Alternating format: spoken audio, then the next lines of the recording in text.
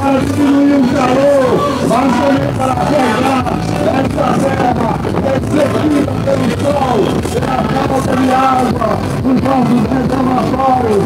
É chuva de bênção espiritual, é chuva de bênção material. Quando Jesus passar, nós queremos deixar aqui na nossa mesa lá da café.